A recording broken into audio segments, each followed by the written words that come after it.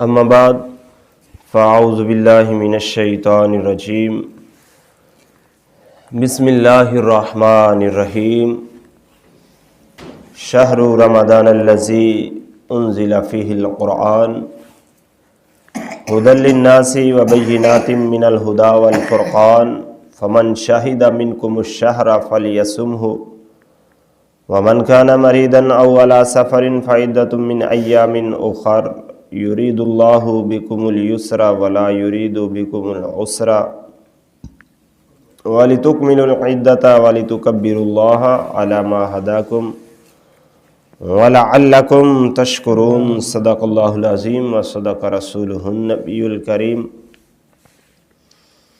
سورۃ البقرہ آیت نمبر 185 ہے۔ اللہ تعالیٰ نے فرمایا رمضان کا مہینہ جس میں قرآن اترا، یعنی روزوں کے لیے ماہ رمضان اس لیے منتخب ہوا کہ اس مہینہ میں قرآن کریم لوح محفوظ سے منتقل ہو کر پہلے آسمان پر لایا گیا، پھر وہاں سے آہستہ آہستہ تقریباً 23 سال میں حضور صلی اللہ علیہ وآلہ وسلم کے قلب اطہر پر اترا، دل مبارک پر۔ تو چونکہ یہ مہینہ نزول قرآن کا ہے لہذا اس میں روزے رکھو۔ خیال رہے کہ سوائے ماہ رمضان المبارک کے کسی مہینے کا نام قرآن میں نہیں ہے۔ اسی طرح حضرت مریم سلام اللہ علیہا کے علاوہ کسی عورت کا نام قرآن میں نہیں ہے۔ اسی طرح حضرت زید رضی اللہ عنہ صحابی رسول ہے، ان کے علاوہ کسی صحابی کا نام قرآن میں نہیں ہے۔ تو اللہ تبارک و تعالی نے ان کو یہ شان اور مقام عطا فرمائی ہے کہ اپنے قرآن میں ان کا ذکر فرمایا ہے۔ رمضان کے مہینے کا ذکر ہے، عورتوں میں حضرت مریم سلام اللہ علیہ کا ذکر ہے، اور صحابہ میں سے حضرت زید رضی اللہ عنہ کا ذکر ہے۔ آگے اللہ تعالیٰ نے فرمایا ہدی للناس وبینات من الہدی والفرقان، لوگوں کے لیے ہدایت اور رہنمائی اور فیصلہ کرنے کی روشن باتیں ہیں۔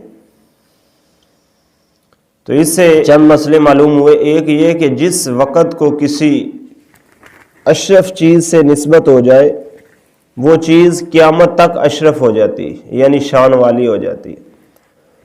دوسرے یہ کہ اگرچہ اس میں نعمت تو ایک بار آ چکی، یعنی قرآن رمضان کی 27ویں کو ہر سال تو نازل نہیں ہوتا، ایک بار نازل ہوا، مگر جب بھی وہ تاریخ یا مہینہ آئے تو اس نعمت کی یادگار منائی جائے گی۔ تیسرے یہ کہ اس وقت میں خوشی منانا عبادت ہے، لہٰذا رمضان کی 27ویں کو خوشی کرنا قرآن کی آمد کے حوالے سے یہ بالکل جائز ہے۔ اسی طرح عید میلاد النبی یا دیگر جو شان والی راتیں اور دن ہیں، ان دنوں میں خوشی کرنا اللہ تعالیٰ کے قرآن سے یہ ثابت ہے۔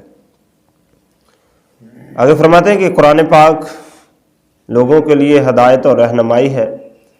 تو قرآن پاک کے اللہ تبارک و تعالیٰ کے پاک قرآن میں تقریباً 23 نام آتے ہیں، جن میں سے ایک نام قرآن ہے۔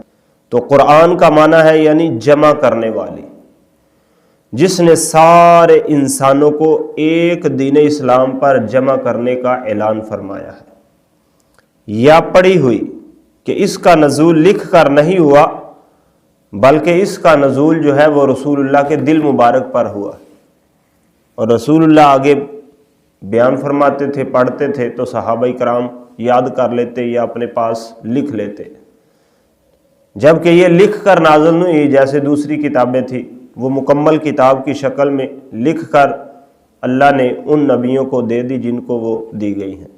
لیکن قرآن جو ہے یہ تھوڑا تھوڑا کر کے رسول اللہ کے دل مبارک پر نام نازل ہوا۔ دوسرا اس کا نام فرقان بھی ہے، یعنی کافر مومن حلال اور حرام میں فرق کرنے والی کتاب۔ آگے فرمایا فمن شہد منکم الشہر فلیصمہ، تو جو تم میں کوئی یہ مہینہ پائے تو ضرور اس مہینے کے روزے رکھے۔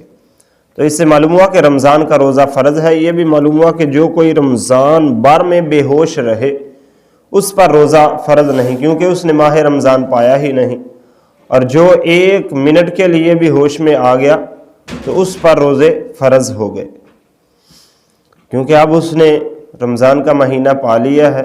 اس لیے اب فرماتے ہیں یرید اللہ بکم اليسر ولا یرید بکم العسر، جو کوئی بیمار ہو یا سفر میں ہو تو وہ اتنے روزے اور دنوں میں رکھے، اور اللہ تم پر آسانی چاہتا ہے اور تم پر دشواری نہیں چاہتا۔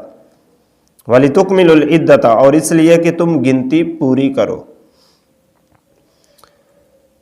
یعنی رمضان کی فرضیت سے قضا کی اجازت نہیں جاتی۔ اب بھی تم سفر میں ہو یا مرض کی وجہ سے تو روزہ قضا کر سکتے ہو لیکن چھوڑ نہیں سکتے۔ قضا یہ ہوتی ہے کہ رمضان کے مہینے میں بندہ مسافر ہے، وہ سفر کی وجہ سے روزہ چھوڑ دے، بعد میں اس کو رکھ لے عید گزرنے کے بعد۔